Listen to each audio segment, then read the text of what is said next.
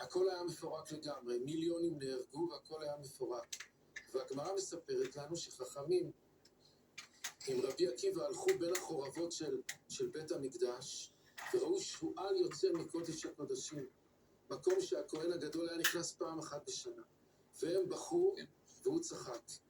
שאלו אותו, מה אתה צוחק רבי עקיבא? הוא אמר, אם מתקיימת בנו נבואת החורבן, תתקיים בנו גם נבואת התקומה, ואנחנו נקום בגדול מתוך המשבר הזה.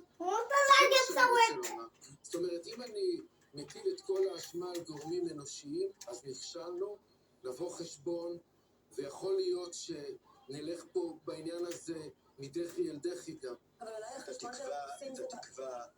את התקווה אני מוצא במקום אחר לגמרי.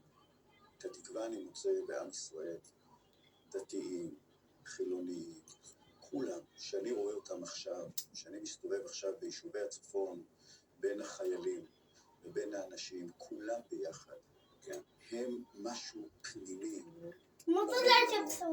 עם זה אנחנו ננצח. אני בוגר מלחמת יום כיפור, שאנחנו היום באסון הרבה הרבה הרבה יותר גדול ממה שקרה בגלל האזרחים שלא הצלחנו לשמור עליהם, ובאמת נכשלנו, ונצטרך לתקן את הדבר הזה.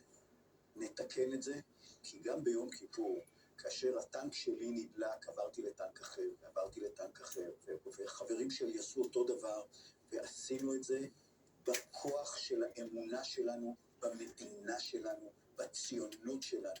אתה אומר פה דברים שדבריך על אחדות מאוד מאוד מקובלים עליי, אבל דבריך הראשונים, אני אומר לך, הלב שלי פה כמעט התפוצץ ממה שאמרת, בקטע הזה שבו לא החמאס אשם, אלא אלוהים דחף את החמאס לעשות את הדברים האלה.